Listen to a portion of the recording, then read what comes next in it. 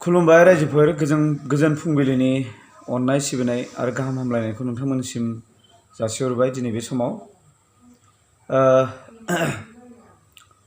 दिनै आङो आंनि एक्सिडेन्ट जाखांनाय गारिखौ नोंथांमोननो दिन्थिनो सानदों। थांनाय मैया आङो माने बेखौ थानानिफ्राय रिलिज खालामनानै जोंनि 40-45 किल'मिटारसो सानजाहा मोनसे बान्दरदुवा होननाय मोनसे जायगा दङ। बे जायगायाव मोजां गेरेज दङ, प्राइभेट गेरेज। बेवहाय रायलायनानै लानानै थांबाय मैयानि दिनाव। फुङावनो लानानै थांनो होननानै ओंखारलांदोंमोन, नाथाय मा होननांगोन बेयावबो एसे भाग्यआ गाज्रि होननांगोन ना मानांगोनथाय। गारि लांग्रा क्रेङा फैदों लखिमपुरनिफ्राय, जोंनिफ्राय मर देन 70-80 किल'मिटार गोजाननिफ्राय फैदों। बेनिफ्राय फैबाय, फैखांनायनि उनावहाय जेब्ला गारिखौ दैखोहां जायो अब्ला सानसे सिगाङाव जोंनो थानानिफ्राय रिलिज होखांनाय गारिखौनो सासे माने थानानि आइसिया फैनानै लांनो मोना, फर्मेलिटि जायाखै होननानै बादा होफैलायबाय। दा बाथ्राया जाहैबाय, थारमाने जाय असिया जोंखौ रिलिज होदोंमोन सानसे सिगाङाव, बे असिया अखानायै माने जोंथ' मोनाबाय नालाय, जोंखौ रिलिज होबा मोनायावथ' जों लांनो हाला। अखानायै मा जालायबाय, सोरांनाय फुङाव बे असिया माने सुटियाव थांबाय न'आव। दाना चार्जखौ बेनो होना गालांबाय। दाना चार्ज होना गालांबाय नालाय बेबो एसे दुगा जालायबाय, गावनि अर्डार नङागौमानि लांनो हाया जालायबाय। नङाबा खागजआ आंनि आखायावनो दङ, थानानिफ्राय रिलिज खागजआ। माथो खालामबावनो आरो, पुलिसनि खोथाखौथ' बयबो मिथिखागौ। बिथांमोना एसेयावनो एसे माने दिन्थिनो नागिरो मालाबा पावारखौ लानानै। थेवब्लाबो फर्मेलिटि बायदियै जेनेबा आरोबाव गांसे एप्लिकेसन लिरबावनानै होफिनबावनांबाय। आरो गावबो बेलेग केसाव थांबाय थादोंमोन आइसिया। बेनि उनावहाय बियो, जोङो 11 बाजियाव गारिखौ क्रेङाव खानो नागिरनायानो नेयै 3 बाजिबाय। माने बिराद बरिं, 3 बाजिबाय। बिनि उनावसो 3:15 बाजिसोआवसो जोङो लांनो हाबाय, मोनाहैगुलायबाय। थेवब्लाबो जेबो नंला, गेरेजाव जों लांनो हाबाय गारिखौ। बेवहाय माने जिबाबो गोजोननाय मोनबाय आरो, जेनेबा गेरेजसिम लांनो हानायखाय गारिखौ। दायो नोंथांमोननो आङो बे गारिखौ दिन्थिलांनो, जों बोरै लांखो नायलांबाय था नोंथांमोना। बे उननि साखायाबो माने राइट साइडनिया फुरा पामचार जादों नालाय, दा बेखौ जोङो माने एक्सपायार साखा दंमोन, बे एक्सपायार साखाखौ सोलायनानै क्रेंजोंसो बोगोन नालाय, उननि साखायाथ' थाथारनांगोन। ओंखायनो बेखौ जोङो दा साखाखौ खुलिनानै लांनो सेस्था खालामदों आरो। ओरै नायनि, बेयावबो जेनेबा गोबां बुस्थुआनो सिङावबो जखम जादों नालाय, बे सिङाव जखम जानायखौ सिन्था खालामनानै, जेनेबा सानै बुस्थुफ्राथ' बबेबा मोजाङैनो दङ। दा बेखौ नैबे क्रें सालायग्रा सेंग्राया बुंबाय, सिङाव जि जाबाय जेनेबा सानैयाथ' मोजाङैनो दङ। दा बे सानैखौबो जुदि बोनायाव गाज्रि जाजानो गिनानै बिथाङा मोनसे मोजां आइडिया होदों आरो, नैबे गाव नायनानै। दा आइडिया होनायखौ जोंबो मोजांखौनो मोनदों। माने बै सानि बे बनेट बेथ' जेबो जायाखै, आरो हेडलाइटआ जेबो जायाखै, आरो बे बाम्पाराव मोनसे गाहायाव लगायग्रा मोनसे माबा दङ, नेट दङ, बेबो जेबो जायाखै नैबेयो। दा ओंखायनो बेफोरखौ गासिबो खुलिनानै लांजोबगोन होननानै बियो मोजां आइडिया होदों आरो जोंखौ। ओमफ्राय जोंबो गोजोननाय मोन्दों। ओरैनोबाबो बेफोरबो माने मोनसेयावनो बहुद दाम लायो, थारमाने बे BS6मोन नालाय बे गारिया, ओंखायनो बे गोबां दाम लायो।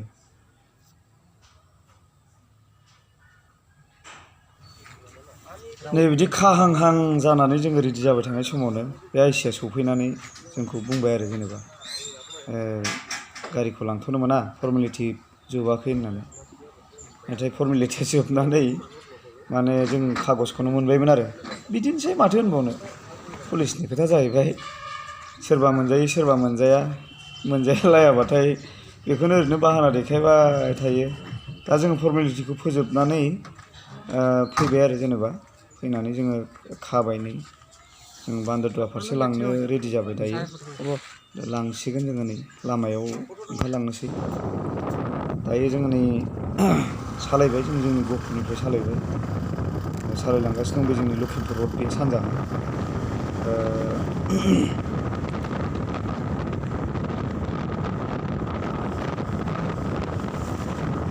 गारिया बैनै जोंना लोगो मोनफैबाय जों नै सिगाङाव बिराद गिदिर मोनसे गंसे बिराद गोलाव ट्राक फैदों रड शड लांग्रा ट्राक खोमा दा बेखौ नैबे सिगाङाव दलं मोनसे गाज्रि जानानै दं एरायनो उसुबिदा बेखायनो जोंबो आरो एसे सेफटियाव लांनांगौ नालाय बिदिनो थाथ'बाय। केमेरायाव थांनानै बै माबा जाबाय एसे जाबाय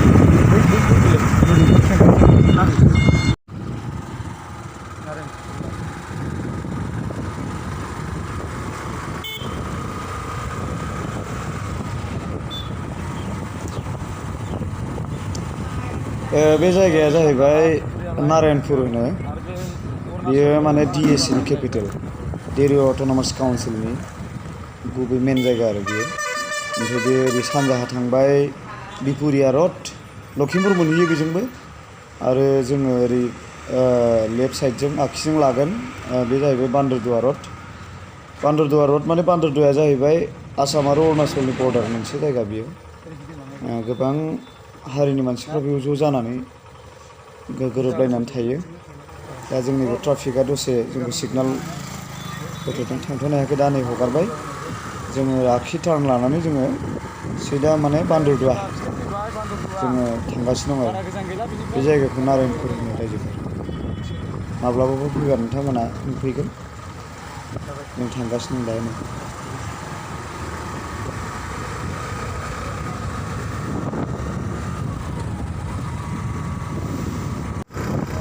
दायो जोङो नै बान्दरदुवा एरिया हाबबाय बे खाथियावनो दङ जोंहा PTC गेट होनो पुलिस ट्रेनिं सेन्टार अरुणाचलनि गेट नाम्बार 1, 2, 3 बिदिनो दङ नोंथांमोना नुलांबाय थागोन बेनो आरो बान्दरदुवा एरियाया गासिबो बिथांमोननि पुलिस ट्रेनिं सेन्टारा बेयाव जेला गासिबो बिथांमोननि पुलिसफ्रा बेयाव जमा जायो आरो खाथियाव मोनसे गिदिर दैमाबो दङ ओरै सानजाहा नै नोंथांमोना नायलांबाय थानाय गोजौ गाहाय बिरादनो अरुणाचल एरियानि लामा नालाय बिराद गोजौ गाहाय आरो भिउसआ बिराद मोजां खोब गोजोनथाव गोजोननाय मोनो बे जायगायाव बेरायफैयोब्ला। गोबां जोंनि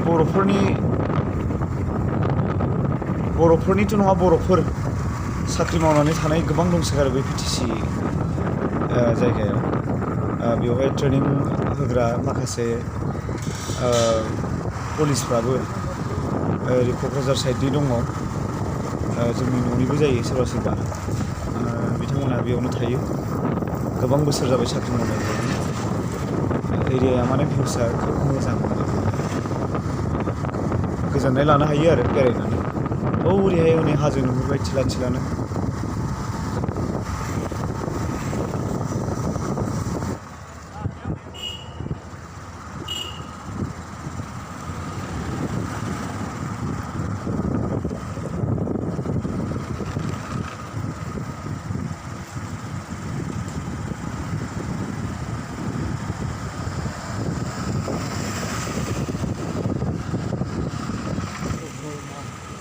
जोबथारनायाव नै जों गेरेजखौ नुहुरबाय बैनो गेरेजआ जोंनि गारिखौबो अलरेडि साइडआव सोबाय सोसिगोन नै क्रेनजों गावसोरनो नागिरगासिनो दङ।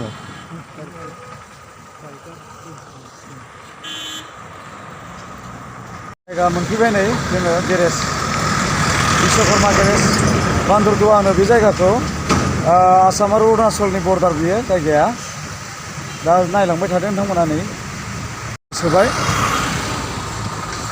सोलांगासिनो नै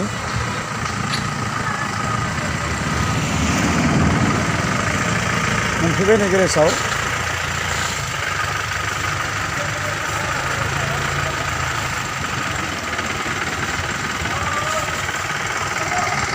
बेनो नै गेरेजा गिदिरानो गेरेजा बिराद नै सिङाव बिराद गारि दं।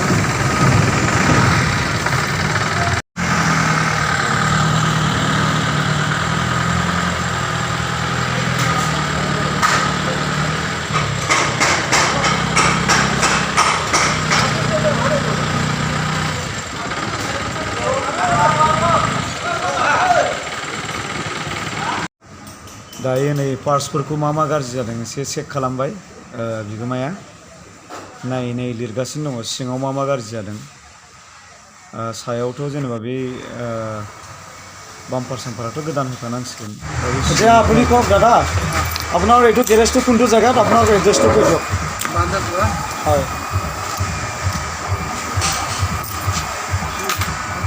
এয়া আমাৰ বিশ্বকৰ্মা গেৰেজৰ মালিক দাদা এখানে নিজৰ এড্ৰেছটো দি ল'ব আপুনি কৈ দিয়ক কি কোনটো জেগাত আছে আপোনাৰ এই গেৰেজ এইটো বান্দৰদোৱা অসম পৰে হয় লখিমপুৰ ডিষ্ট্ৰিক্ট হয় এতিয়া কোনোবা যদি কেতিয়াবা দৰকাৰ হয় তেতিয়া আপোনালোকে গম পালে কি লখিমপুৰ ডিষ্ট্ৰিক্টৰ বান্দৰদোৱাত দাদাৰ বিশ্বকৰ্মা গেৰেজটো আছে তাতে সব লৈ আনিব পাৰিব আপোনালোকে আপোনাৰ কণ্টেক্ট নম্বৰ কৈ লওক আপোনাৰ কণ্টেক্ট নম্বৰটো কৈ দিয়ক 9613081645 আপোনালোকে শুনিলে দাদাই দি দিলে কণ্টেক্ট নম্বৰটো আপোনালোকে কণ্টেক্ট কৰি পেলাই আহিলে পাই যাব থেংক ইউ